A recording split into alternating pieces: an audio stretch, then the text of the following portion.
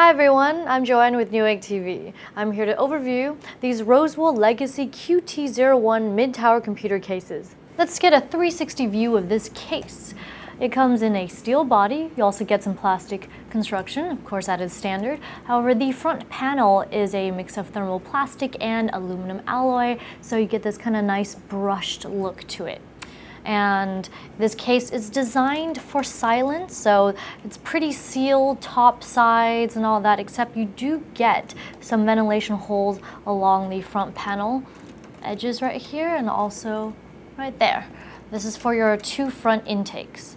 Now at the front, you get two USB 3.0 ports, a power button, mic, headphone jacks, and some LED indicators, as well as a very tiny reset button. And now, before I move along, I would like to mention the measurements.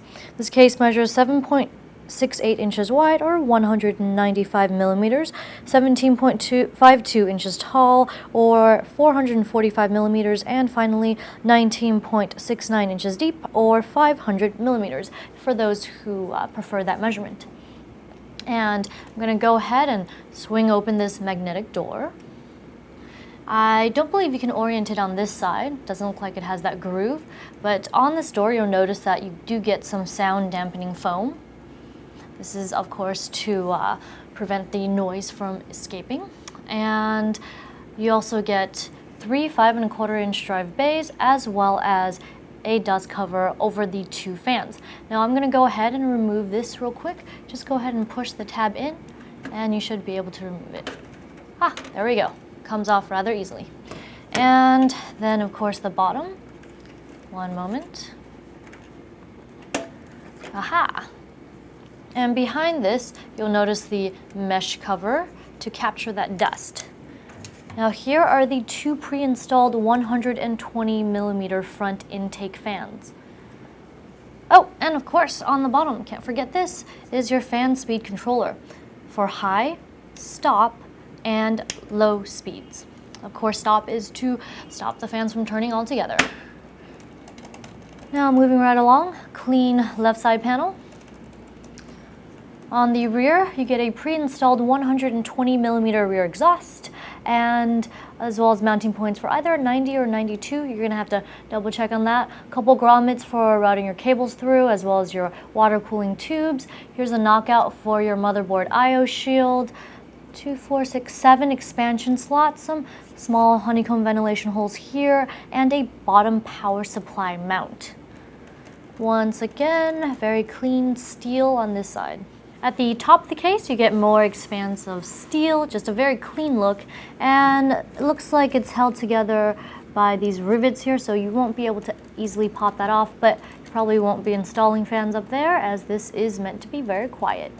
And here is a look at the bottom. So you get some elevated feet for airflow, and they're also foam padded, so you get that anti-vibration thing going on. And there is even a removable dust filter, which is always useful, especially with bottom. Lots of dust gets up there. And here is a mounting point for a 120 millimeter fan, some more ventilation holes for where your power supply sits, and here is a 2.5 inch driver mount that is below the cage that is inside here. I'm going to go ahead and remove the right side panel. And I want to note that it slides off rather easily, so it's very smooth and so much better than those that I have to struggle with. On the other side, you'll notice this sound dampening material that makes sure your PC stays nice and quiet. We've also taken off the left side panel so we can let some light stream through, and you also get the sound dampening material on that panel as well. So let's take a look on this side. You get a cutout for your aftermarket heatsink, rolled edges so you don't cut yourself, some rubber grommets to thread your cables through, plenty of tie-down points to organize those cables, and it looks like your two front fans are already plugged into the fan speed controller. These are 3-pin connectors, both of them, and here are the drives, which I will go into more detail when I go into the other side. And you get about 15 millimeters of space behind the motherboard tray for routing those cables. Here's a look at the interior and another look at the rear exhaust 120 with its 3-pin connector, just like the front fans. And you'll notice the PCIe brackets, they are held together by this thumb screw here. So just remove it before installing your graphics card. And on the motherboard, you'll see this compatibility chart. Let me see if we could, there it is. And this case is compatible with ATX, Flex ATX, Mini ATX, Micro ATX, and Mini ITX motherboards. And I like that the entire interior is painted black with the exception of the PCIe brackets. Let me go ahead and tilt this real quick. So you'll notice a slightly raised and like rubber padded area for where your power supply is. This is so it'll help with reduction of the vibrations coming from the PSU. And here are the front panel connectors. Here's the Molex with pass-through for the fan speed controller. 20-pin USB 3 header, awesome. What else do you get? Audio connector, and of course your power reset and LED plugs. Now on this side of the case, these are your drive cages. The top one, of course, your 5¼ inch, and the bottom one, your 3.5 inch, and you can install up to 4 drives, 4 3.5 inch drives.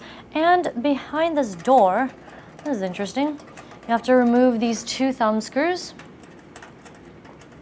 in order to access, oopsies, I'll get to that later, the drive cage. So go ahead and push down on these tabs here.